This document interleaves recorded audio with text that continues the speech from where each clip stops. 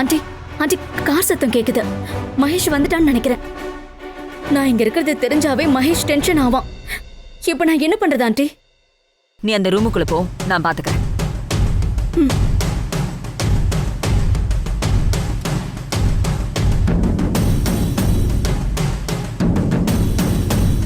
மகேஷ்,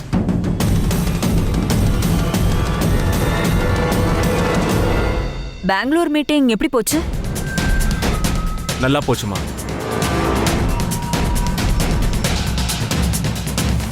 நில்லு மகேஷ்.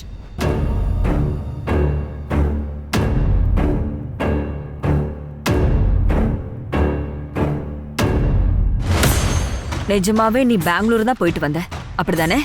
இல்ல, நான் ஆனந்தி ஊருக்கு போய் அவங்க அப்பா அம்மா கிட்ட ஆனந்தியை கல்யாணம் பண்ணி கொடுக்க சொல்லி கேட்டுட்டு வந்தேன். போதுமா? ஏன் மகேஷ், இத சொல்ல உனக்கு வெக்கமா இல்ல? உன்னை வேணான்னு தூக்கி எறிஞ்சிட்டு போன ஒரு சாதாரண வேலைக்காரியாவ அவளை லைஃப்ல இருந்து தூக்கி போட்டுட்டு அடுத்து என்னன்னு யோசிக்காம எனக்கு கட்டி கொடுங்கன்னு அவங்க அப்பா அம்மா கிட்ட போய் பிச்சை கேட்டுட்டு வந்து நிக்கிற.